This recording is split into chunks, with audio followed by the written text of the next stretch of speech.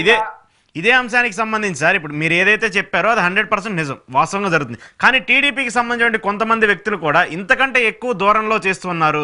సీమరాజా అనేటువంటి కొంతమంది వ్యక్తులు వాళ్ళని మిస్బిహేవ్ చేస్తూ రోజా గారినో లేదంటే కొంతమంది మహిళా లీడర్లని, జగన్మోహన్ రెడ్డికి సంబంధించిన వాళ్ళని వీళ్ళందరినీ చేస్తున్నారు కదా.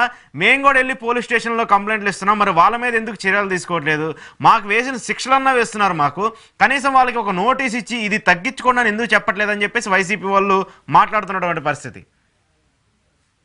ఇక్కడ కూడా ప్రభుత్వం చులకన ఎక్కడవుతుందంటే, ఇప్పుడు కొంతమంది తీవ్రంగా లోకేష్ గారి పట్ల, వాళ్ళ సతీమణి గారి పట్ల, చంద్రబాబు గారి పట్ల, వాళ్ళ సతీమణి గారి పట్ల వ్యవహరించిన తీరు పట్ల యాక్షన్లోకి వెళ్తే తప్పేమీ లేదు అనే ప్రజాస్వామ్యవాదులు ఎవరైనా అంటారు. ఎందుకంటే అంత దూరం పోకూడదు కదా అని. డెఫినెట్ గా అవును.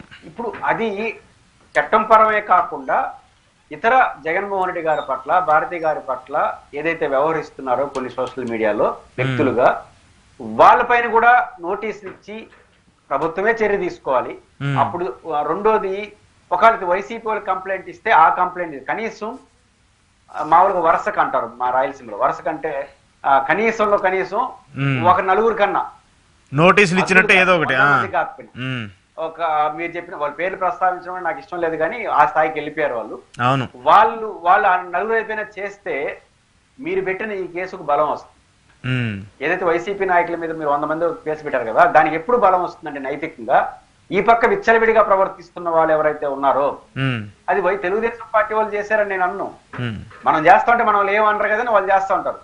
తెలుగుదేశం లోకేష్ గారు, చంద్రబాబు గారు చేయరా అని చెప్పరు ఈ బ్యాచ్ ని, ఆ స్థాయికి వెళ్ళరు ఎవరు. మీరు చేస్తుంటే మీరు గమ్మున్నారంటే అది ప్రోత్సహించినట్టు ఇండైరెక్ట్ గా. అప్పుడు ఆ నలుగురు 5 పైన కూడా మీరు యాక్షన్ తీసుకుంటే ఈ 100 మంది పైన యాక్షన్ ని కరెక్ట్ గా చేశారంటారు. మీరు ఒకరిపైన కూడా యాక్షన్ తీసుకోకుండా చేస్తే ఏమవుతుందంటే, ఈ రోజు మాకు అధికారం ఉంది మిమ్మల్ని కొడతాం, రేపు మీరు అధికారం వస్తే మమ్మల్ని కొట్టండి అనే పద్ధతికి తీసుకొస్తే నష్టపోయేది ఎవరు అంటే, ఈ రోజు మీరు 100 మంది మీద రేపు 1000 మంది మీద కేసు పెట్టారు, అంతేగా జరిగేది. కాబట్టి ఈ రోజు మీరు చేసింది కరెక్ట్ అనుకుంటే రేపు వాళ్ళు చేసిన కరెక్ట్ అనే పరిస్థితి వస్తుంది. ఇది ఎవరికి మంచిది కాదు.